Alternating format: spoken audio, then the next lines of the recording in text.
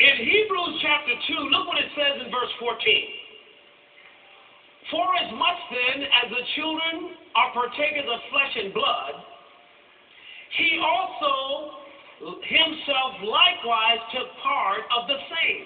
Now that's talking about Jesus. Jesus came in flesh and blood. That through death he might destroy him that had the power of death, that is the devil. Now, notice the tense. Had, underline it. He doesn't have it over the believer anymore. He had it. Ecclesiastes says in the Old Testament, the power was on the side of the oppressor. Satan was the one who had that power, because that power hadn't been taken from him.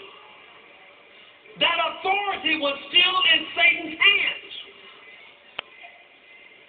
That's why you don't see anybody in the Old Testament casting out a devil. They didn't have that.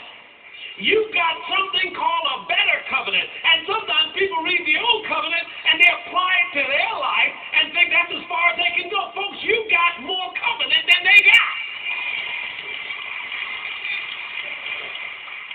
That was a type and shadow of the reality of the new covenant.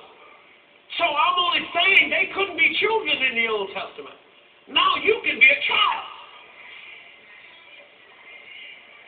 Let's keep going. Verse 15. And deliver them who through fear of death were all their lifetime subject to what?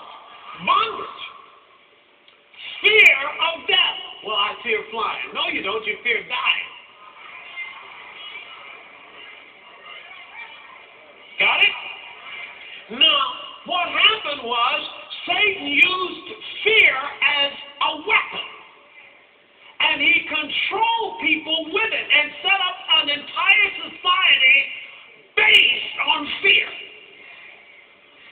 God has a kingdom based on faith.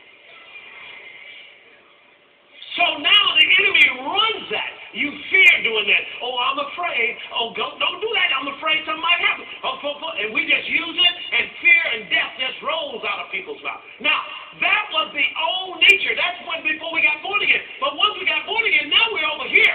We can operate a totally different way. However, our minds haven't been renewed to the fact that our spirits are brand new. So now, Jesus came to bring us back up to that level that Satan that God had proclaimed for us in the first place, and no longer are we locked into this. So when Jesus was operating in the earth, he operated in and out of time. Are you with me? So I want to point out a couple of the mentality, the timeless mentality that Jesus was teaching. He was teaching, preaching, and healing, but he was operating in a timeless gospel. He was operating in a timeless reality as he was doing that. He was showing some people something. Let's go to John chapter 8, please. John chapter 8. Now remember what we said. There is no time in who? In God. There is no time in God. God has no birthdays. There is no time. Everything with God is when? Right now. Right now.